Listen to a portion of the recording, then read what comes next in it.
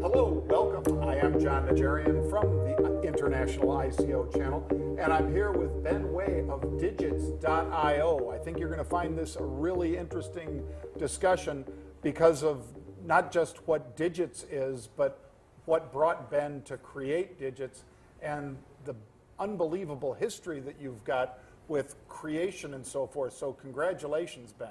Thank you very much. Now, you had one of the first incubators in Europe, but before we get into that, tell me about starting off as a 15-year-old entrepreneur.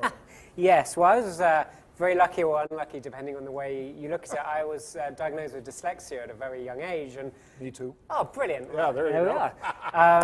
Luckily, the government gave me a little laptop, and I got very good at computers. And by the time I was 15, I was helping my friends with their computers, so started my first business. Nice. And then went on to be very luckily hitting the dot-com boom at exactly the right time and raised $33 million for what was back then the first e-commerce search engine. Won Young Entrepreneur of the Year, ended up advising the White House, and then started Europe's first incubator and was running that until about 3 or 4 years ago when I started working with a traditional payments company and realized that we needed a crypto strategy, so we created Digits.io.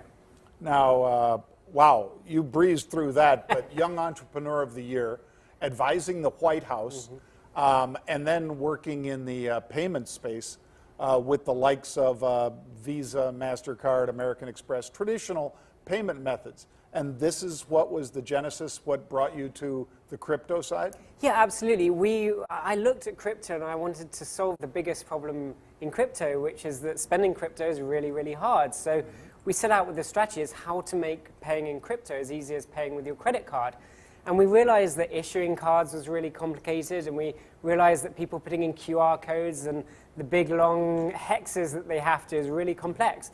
So what I did was I came up with a concept that converts any debit or credit card in the world, including the ones in your pocket right now, into a crypto card, and that was the genesis of Digits. How tough was that to sell to the credit card companies, or don't you have to sell it to the credit card companies? Well, the beautiful thing about the way we've designed it, because we come from the payments industry, our team comes from Apple, PayPal, and you know, we really wanted to work nicely with Visa, MasterCard, and Amex. So we actually still settle. One of the beautiful things about Digits is we actually settle on the Visa and MasterCard network. So the great thing is merchants don't need new agreements. They don't have to do anything that they don't do today. They don't have to worry about the volatility in crypto.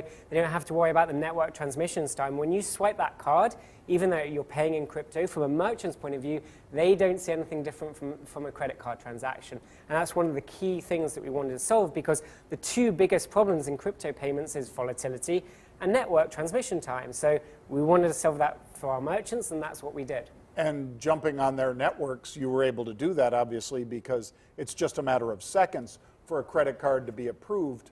I guess your PayPal and Apple Pay background kind of taught you that. And then exactly that flip from crypto to cash, to fiat, if you will, that the merchant wants.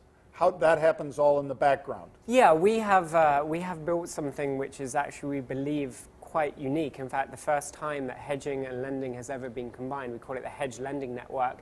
And that whole hedge lending network is designed to solve those two problems, the volatility problem and the network transmission time. And we've actually got customers right now wanting to sign up to that, because everyone has this problem, is that the risk between making that real-time payment and actually settling, both on the volatility and transmission time, is huge for anybody, a platform, a processor, a merchant.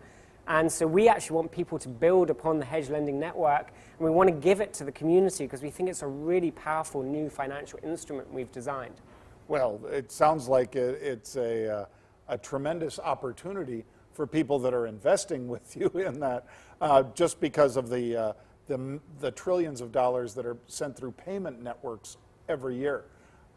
So as far as the rollout now, what is the plan for the rollout? Obviously, you need to get adapters to use the cards, but they're already in my pocket. Indeed. But you need to let me know about it. So how exactly is the marketing and the advertising going? Yeah, so I come from a background of very early stage startups, so we are pretty good at the market hacking, the growth hacking that's needed to really bring people into the community. But we believe that our product is so compelling because it is so simple that once people start using it, they're going to tell their friends about it, and that's going to grow organically. And then we've got a whole digital marketing strategy behind it. And having been in digital marketing most of my life, most of my career, I'm pretty confident, to say the least, that we'd get some great penetration. And we're only focusing in the US initially, but we see Asia, Europe as huge potential markets. And like you said, the volumes are just so incredible in payments that you only need a fraction to really have a massive success on your hands. Right. Last question, Ben. Was it tough to get the credit card companies to let you more or less into their walled garden? Well, the beautiful thing about what we do is our technology actually uses the system exactly how it was originally designed. So a payment is actually invisible from a Visa or MasterCard's point of view. It's one of the beautiful things about it.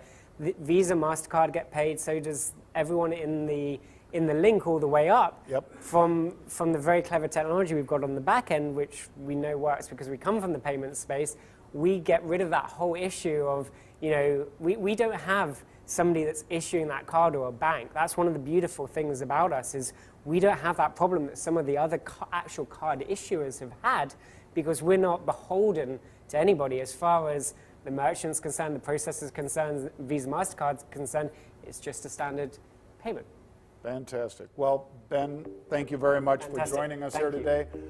Folks, if you want to read more and see more about what Ben's doing, it's digits.io. And I am John Najarian for the International Crypto Network.